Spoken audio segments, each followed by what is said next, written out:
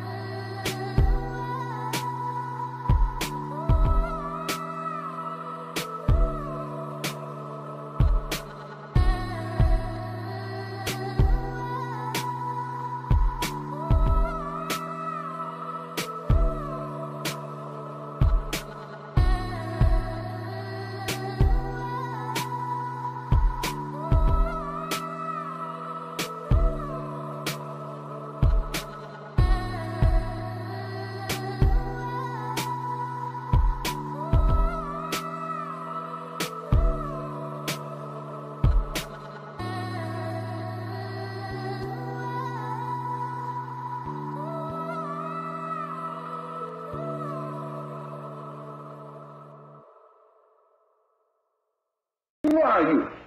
You don't know? Don't tell me Negro, that's nothing. What were you before the white man named you a Negro? And where were you? And what did you have? What was yours? Angkor Wat. It may be the most beautiful religious monument ever built, and the most mystifying. Completed in 1145, the crown jewel of the Khmer Empire was inexplicably deserted 2 centuries later.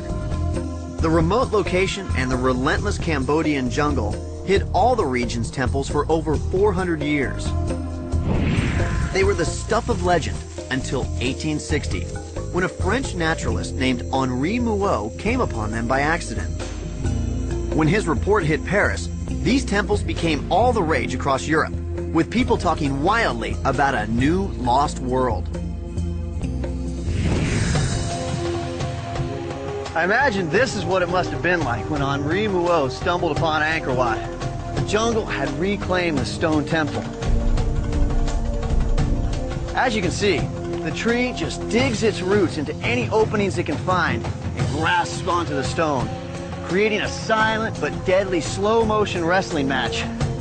And given time, the tree always wins and destroys its host. It's brutal, Yeah, beautiful. Muot and other early European explorers didn't believe that ancestors of the natives they met could have constructed these fantastic temples. They credited an unknown race of master builders. And where were you? And what did you have? What was yours? Measure the real power of Angkor Wat. Well, I've been coming here now since 1994. It's a long time. And you know, every time I come in, I see something new, something different. It's so varied, so complicated, so... Virtually every surface in this temple is covered with exquisite carvings. Surprisingly, these stories come from a faith that originated in India, far across the sea. It's incredibly sophisticated, this carving. And they're telling stories from Hindu mythology up here. But how does the Hindu faith arrive in Southeast Asia? Because we're 2,000 miles away from India. Well, it turns out the answer lies in the monsoon winds that carried seafaring Indian traders to the Mekong Delta. Marooned for months before they could ride the monsoons home again, they traveled upriver, passing their religion, art, and architecture onto the local people. The religious community were trying to communicate with people who couldn't read. So they put these images and the stories on the wall so that the people could understand it. What are some of the stories that are being told? Well, this is very interesting. This is an image that you'll find on religious buildings around the world. It's the Last Judgment. Now, I noticed that some of these guys have their faces carved out or destroyed. This figure's particularly unpopular. He's the administrator who actually gives out the sentence. So he's the prison guard who says, "You're going to hell." It's not looking too pleasant down there. It's hell. There's 32 different types of hell as well. So is that a superstitious thing over the years that people have come in and destroyed the faces of the demons? That's the local people just saying, bad, bad, don't like him, bad, bad. Simon tells me that these bas-relief carvings go on for more than half a mile. They're the longest continuous sculptures in the world. It's an awesome sight, but one that may not last. Simon takes me to see the two most exquisite carvings at Angkor Wat. After our successful experiment, he says I can now appreciate why the Angkorians labored so hard to fit their blocks perfectly. Well, this place wasn't so much planned, carved, and assembled the way places are in Europe. This was planned, assembled, and then carved afterwards. So essentially, we're walking inside of one giant sculpture. Right, now have a look at this. This will give you an idea of what I'm talking about. Ah, this is beautiful. This, for me, is one of the most perfect pieces of carving in the temple. It's absolutely beautiful. And you can actually see the fine seams where they've assembled it right here. These are the joints. You see, she's not made of one single block. She's made of 4 different blocks. How difficult is it to carve multiple blocks stacked on top of each other? If these were just stacked together with a mortar joint, the way we do in Europe, you wouldn't be able to carve over it, because it would snap. The fact that they've made a perfect razor contact joint means that these 2 blocks act like one single block. And the pressure between these 2 blocks means that you can run your chisel over and you don't snap off the edge. And I imagine you probably only get one shot because it's already built. I can't imagine how scary it must have been to carve this. If you snap off that nose while you're carving, where do you go from there? And you've probably got one less stone carver, because I reckon the king would. What's more, Simon tells me that every little detail in the temple contributes to an overarching cosmic plan. The Khmer regarded their rulers as gods on earth, and this temple was built to represent the Hindu universe in miniature. Its towers symbolized Mount Meru, the celestial home of the gods, and its huge moat, the vast cosmic oceans. But here on Earth, their universe ultimately came crashing down. What went wrong?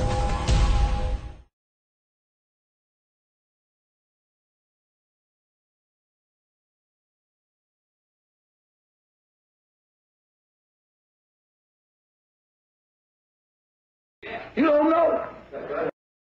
Internally, and they use the science. Oh yeah, they focus, oh, your own people sold you into slavery. They focus on that. Slave master bought you from a black man. They made the black man beat you according to their document so that you wouldn't be mad at the slave master. You'd be mad at the man with the whip. They had a specific mode of beating slaves. They would have 2 blacks hold them in the front, 1 black hold them in the back, and another black beat him under the instructions of the white man. The slave who is receiving this beating is angry at the blacks who are beating him. This is reborn. This is what they did intentionally to make you hate each other, and this is reborn, and it's depicted here, the effects. These are not 2 gladiators. This is brother against brother in stone. Notice because they look exactly alike. This is what the gods of Asia were telling you. The effects were brother against brother, which is in our culture. The white woman spying on the Negroes, working. There they are, they snitching on each other, they got fights with each other. That's the effect of slavery. They gambled with each other, stole each other's money, tried to take each other's money, became enemies of each other. That's the effects of slavery. Stealing from each other, which is endemic in our culture. One brother would get mad in stone. Here you see him solving the problem, killing you, cracking you on the head with a baseball bat in stone. The stone is screaming, telling you exactly the effects of slavery. Here we are in jail in Southeast Asia, in the city, in the jungle. We occupy the jails all over the country. We fill them up in stone. We started drinking, taking alcohol. These are the effects of slavery.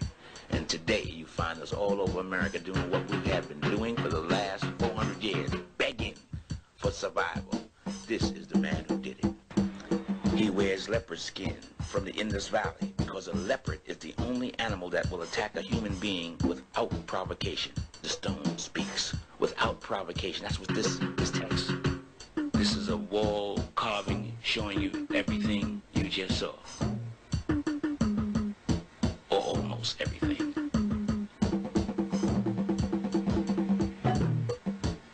Bearing mute witness to the history of that people. And the Buddha who would appear in one of the 50 towers at that time, at the end of the cycle, at the end of the age, to confirm life after death and divine intervention. This is the way of the Africans of Asia. They let you do it, and then they show you in a book of stone what you did. This is the way of the gods. At the entrance, they show you the righteous God place in Africa thousands of years before it happened, carved in stone, bearing mute testimony to what really happened. Here is how the European artists of that time interpreted that event with his pen. The same event in the British Commonwealth, testifying to what they said that they did at that time to the black man. Here, the testimony from a rock in this hidden city tells exactly what happened, which was known by the gods. A testimony in silence from a stone, from a paper, in the British House of Commons. I just interpret what they said that they did with their pen. Here, the slaves are shuttled out in small boats to the mothership. The artist's depiction at that time with their pen interpreting what the mothership looked like.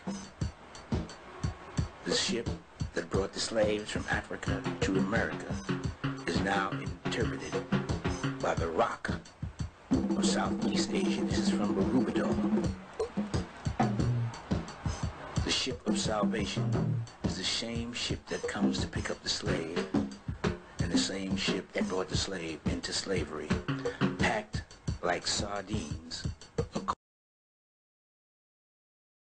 Their hands bearing witness against them. See? They would shoot you running, they would shoot you on the ground and beat you, and they would stomp you at the same time. They would work your babies and your mama in the cotton fields for nothing. See? This is how they showed it in stone. The whole family on the plantation in this city in Southeast Asia. They would show the man taking the place of a mule, pulling the plow while his wife guides it. The man is pulling the plow, you see, and they would show you in stone the work that the entire family of the diaspora was forced to endure in this beast with two horns, North America and South America, primarily the United States of America, where this history is carved in this history of the country. It's inseparable. No free labor for 400 years in stone. The rock, the this story in stone. The rock shall speak, yea, he shall make the rock speak. While you worked, you were beaten. While you played, you were beaten. You lived in fear. Here it is. Yea, the rock shall speak to them. The rock shall tell the story. Yeah, in silence, the rock screams out. Yeah, they hung us from trees. Who else has a history like this? And you want to call it a lie? You want to call the handwriting of God a lie? You didn't know, did you? Yes, you did. You tried to forget. Once again, this was a festive occasion. They would take pictures and show it to their babies and their family, how they killed the nigger for nothing and saved the cow. Even the governor would commend them in Augusta, Georgia for the lynching well done or the burning well done, teaching the niggers the fear that their forefathers put in the Constitution. They had to keep fear. Here's a Rodney King. 100 years ago. Here it is, kicking and stomping this black man to death, or damn near dead. This is what they did, and here's what they did the other day in L.A. It's the same people doing the same thing all the time, and here it is in stone, hollering at you. Yeah, he gonna make the stone speak. Understand the esoteric teachings, the secret teachings. They catch the slaves and they inflict the pain. They inflict the fear of God in them, which they refer to as the crucifixion. Fear is something you live with all the time. Once it's inflicted on you, and they made it their business to continue it. The crucifixion of the Christ. The infliction of pain, the suffering of the Christ. If you really want to know who these people were, here's what they ate. They ate the whole hog. As you see them putting the whole hog in the pot there, that means they ate hog maw, hog head, and hog jaw. They ate pig feet, pig ears, and pig knuckles, chitlins, fat back, ham hocks, pork chops, pork skins. They ate everything pork. They ate the whole hog. Who else fits this description? They even ate pork and beans. There's your beans. Pork and beans, y'all.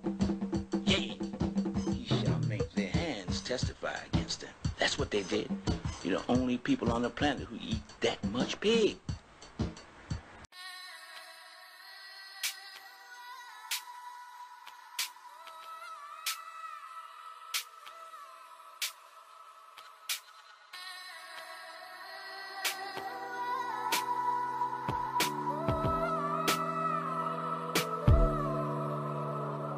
Killer.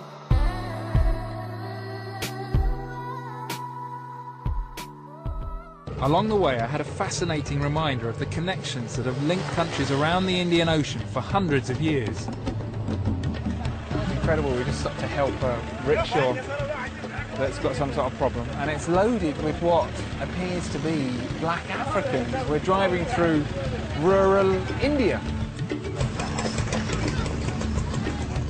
These are the Siddi people, the descendants of black Africans, who live in communities close to the coast in this area and across India. Vikas and I went to meet a local leader. Vikas, meet Simon.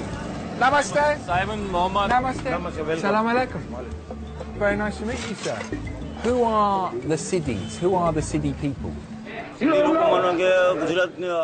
Siddis are descended from Africans who came to India. The Muslim princes brought us here from Africa.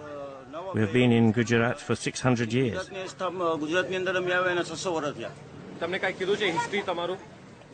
They were brought here as slaves. They were brought here to work, because the Siddis are hard-working people.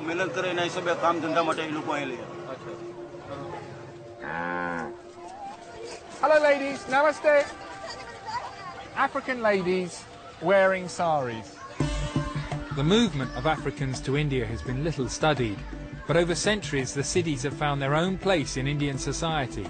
Mohammed is saying the communities live very harmoniously, and that's pretty unusual, frankly, in this country, which has suffered such caste and communal and religious conflicts over the generations. It's quite wonderful to hear him saying, no, we get along fine.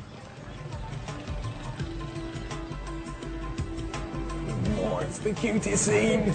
Mohammed took us to a local school, which was full of Siddi children. Namaste, salam alaikum.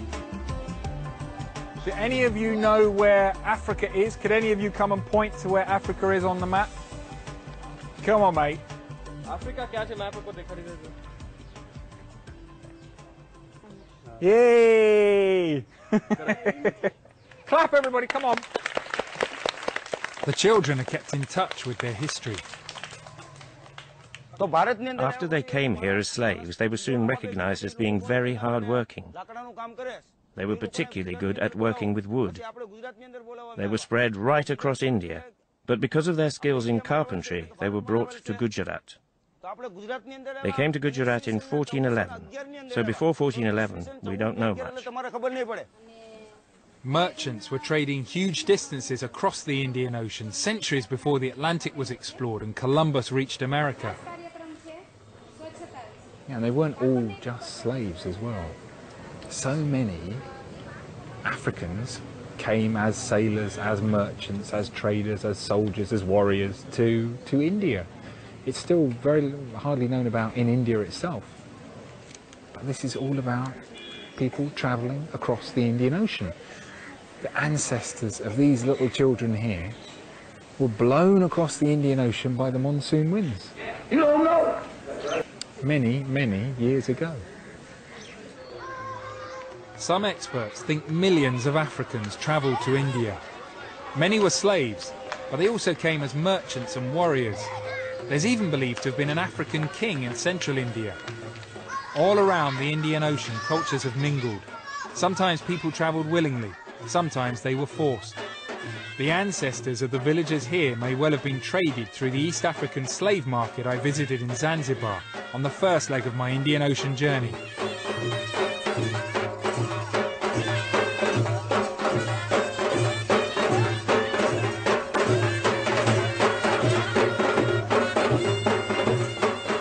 Centuries have passed since their ancestors arrived, but the Siddi still perform dances with African roots. This group appears at temples for money.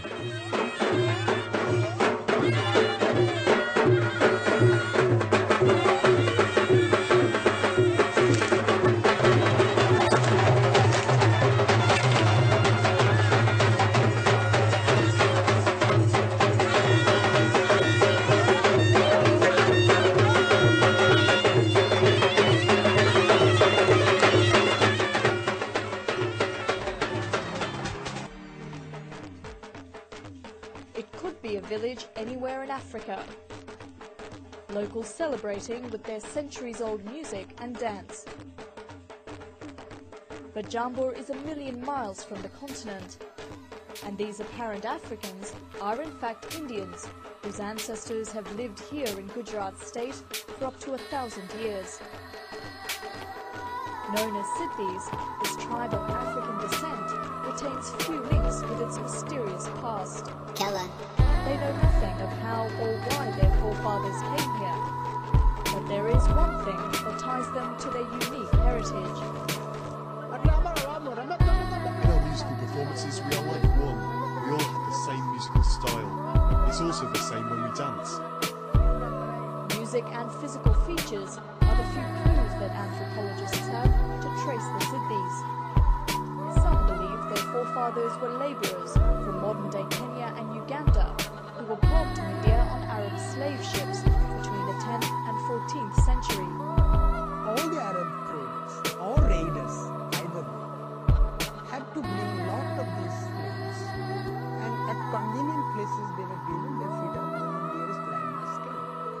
Anthropologists believe there are up to 15,000 Siddhis living along India's west coast. While they have adopted the local culture, most live in abject poverty, even compared to other Indians.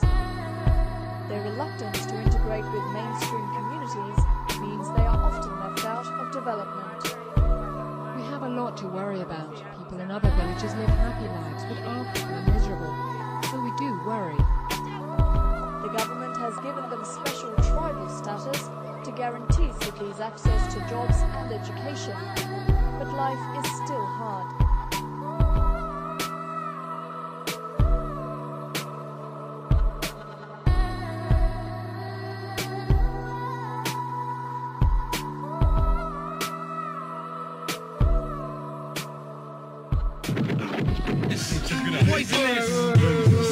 poisonous. Slap all y'all niggas for coming to my face with that shit.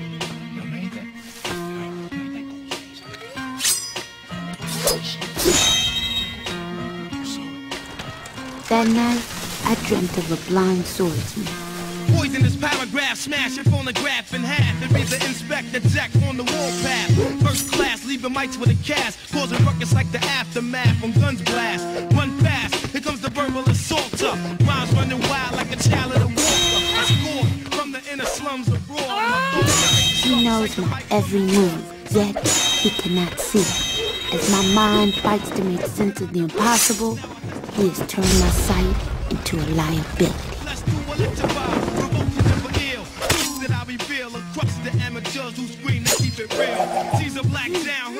He has no just cause to want my life. There is no forethought, no logic in his actions. This isn't just any swordsman. This is the blind nigga Samurai.